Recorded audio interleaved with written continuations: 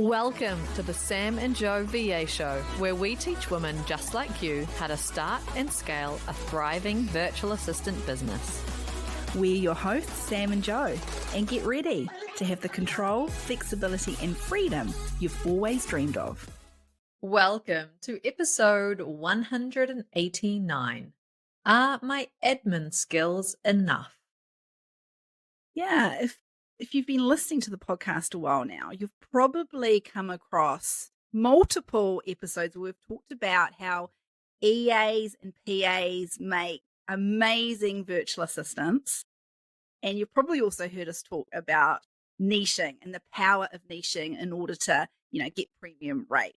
Now, we stand by both of those things right now. However, we've realized recently that we haven't touched on those wanting to enter into the VA space who have come from an admin background. So the administrators amongst us, those admin people that really want to become a virtual assistant, but are worrying that their skills and experience are not enough because they haven't had a title of EA or PA or something else. And you probably hear us talk about niching, and it's like, but what do you niche as an administrator?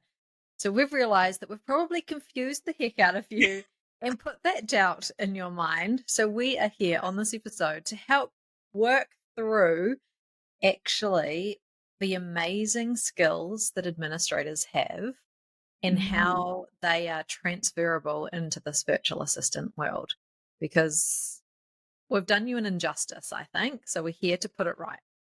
Yes, this one is for the administrators. Yay! Hey, look, for most of my career,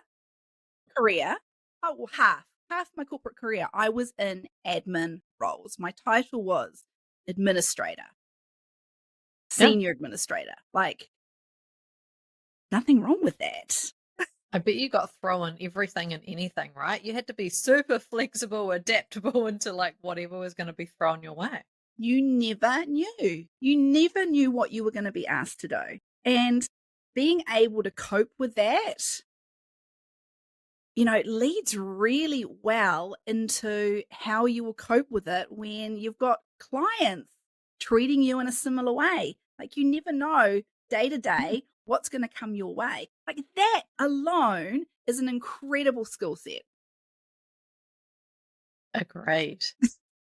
And I think this that one thing hopefully helps so much, because I feel like sometimes those who are nervous about entering the VA space and putting themselves out there as a VA have all of this kind of like fear and doubt around like, but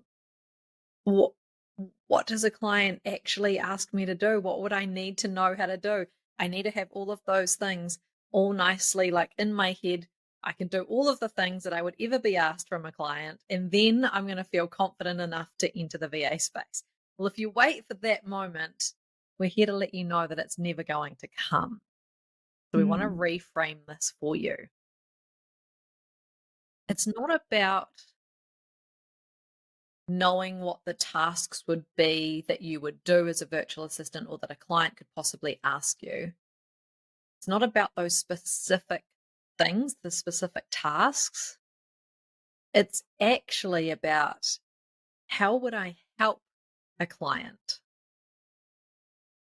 And that would be things like, how would I free up their time? I could start taking things off their to-do list. I could help them get organized. I could help them in a way that allows them to do the things that they want to do. And whatever the tasks are isn't actually the thing that we need to focus on right now to be able to enter the space. We guarantee that in your administrator role, you're doing all of those things. You're supporting a team or helping a business run really smoothly, get organized, have good processes, make things look good. And it's all about taking things off to-do lists of other people in the business, right? Yeah.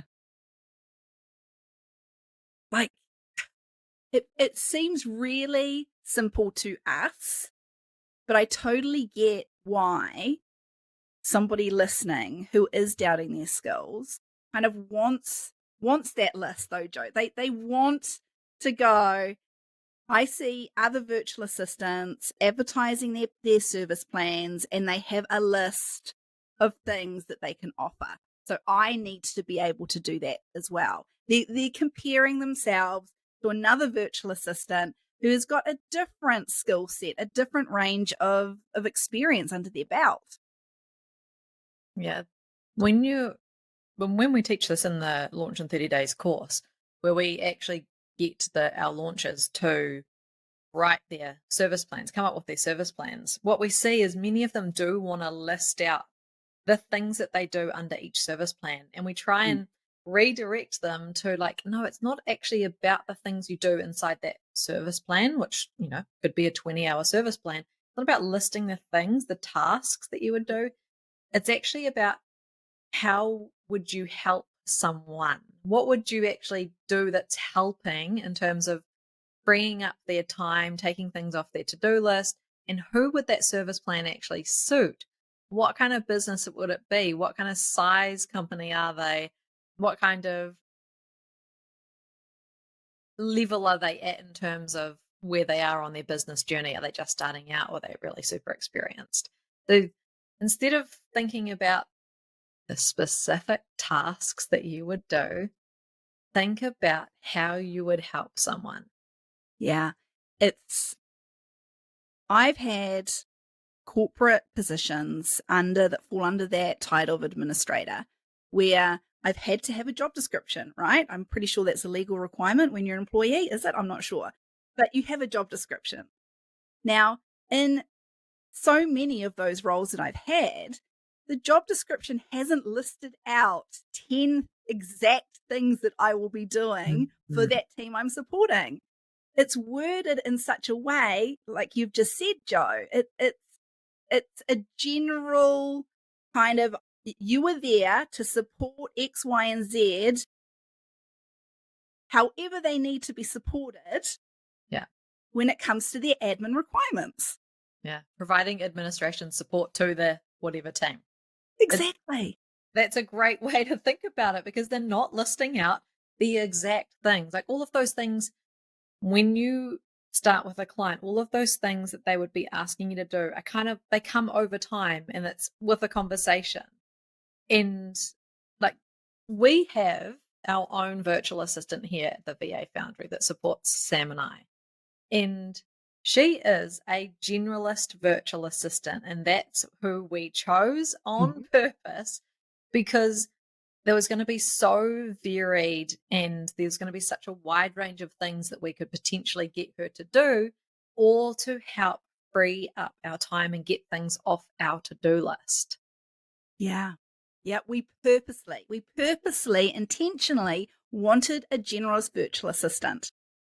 And when we met with her and interviewed with her, yeah, it quickly became apparent that some of the things that we would be wanting her to take off her plate, she didn't have exact experience in, but we were confident in her skills and abilities that we knew she would pick it up. We could train her in doing those things because she was going to be proactive. She was going to be reliable. She had those core organizational skills that we were looking for. It didn't matter that she didn't at the time have video editing skills or a different thing that we were going to probably ask her to do. Yeah. And she's very quickly picked it all up like it hasn't been an issue. She's gone away and she's done some research, or we've put together, well, Joe has put together a training video for her. We have never expected her to know everything because no one can know everything. No. We knew she had initiative. We knew she'd be able to work something out, or we would show her how to do something. It wasn't about her knowing or having experience in our massive task list. It wasn't about that at all. It's like Sam says, is she going to be reliable? Is she going to use her initiative? Can she organize things? Great. That's all we needed to know. Yeah. When we ask her to do something and she says, I haven't done that before, can you give me more information or some instructions? We don't go, oh, we've hired the wrong VA. We go, No. yes, sure, absolutely. I'll do a video, or can you go onto YouTube and watch a tutorial? It's a back and forwards conversation without expectations. She'd know everything that we need her to do. And you know what? We love it. We love it when she is really honest and doesn't understand a request. We may have been in a hurry and given her a task to do in our comms channel, and it hasn't been entirely clear. And she's come back and go, oh, I'm not quite sure what you mean by that. So we love it when she asks questions. We love it when she's really honest about not being entirely sure with what we're asking her to do. Yeah. The comfort for us is knowing that we have someone on hand that we can pass things to. That's what we hired a virtual assistant for, to have them on hand available to do things for us. And we are not alone in that. There are clients, there are leads out there that want the exact same thing. Yeah, okay. Having a niche is great if you want to have premium rates, right? If you've got a specialty service, absolutely. If you've got like a real specific skill set that you love and that you're good at, then a niche is perfect for you. But it's not for everybody. There is nothing wrong with being a generalist virtual assistant. Yeah, totally agree. So hopefully that has helped those of you who are administrators. Maybe you're on maternity leave, not wanting to go back to your role. Maybe you're in an administrator role right now and you're thinking, how can I transfer what I know in my skills into a virtual assistant role? Well, we want to make it super simple for you. Become a generalist virtual assistant, knowing that your key skills that actually matter are your initiative, your proactiveness, your reliability, your adaptability, and the ability to be flexible, and your organizational skills. Those are your transferable skills that is going to bring you in to being a generalist virtual assistant and do an amazing job for a client. Whatever the task is that comes up from that client, you'll be able to handle it because you have those core skills. We really, if you take anything from this episode, we really want you to come away with the feeling that, yes, you are enough. You are enough. Don't feel like you being an administrator is less than anything else. Like those skills, I think there's this myth that, or the story that we tell ourselves when we have come from an admin background, that anyone can be a good admin person. And it's just not the case. No. You know, most clients really suck at admin, and it causes so many issues in their business. So much lost productivity, inefficiencies, their clients not being happy with them and how they're running their business. Like the wheels fall off if there's not a good administrator in an organization. So that's what you're there to help that client with. Keep the wheels turning really smoothly and their business running well. You're enough. You are enough. You are more than enough. Absolutely enough. Now we have this amazing new quiz that we have just launched. It is the What's Your Virtual Assistant Pathway. Now, if you have listened to this episode and you're like, right, my time is now, I'm going to do this, launch this business, then take the quiz first because it can help you figure out which of the 3 pathways is going to suit you in the virtual assistant world. And if you don't know what those 3 pathways are, then you absolutely need to do the quiz to find out what those are. And we would love to help you become an amazing virtual assistant. Thanks for listening to this episode of the Sam and Joe VA Show. If you'd like to find out more, head to the VA Foundry website to check out the mastermind and the amazing resources, courses, and coaching. You can find us at thevafoundry.com.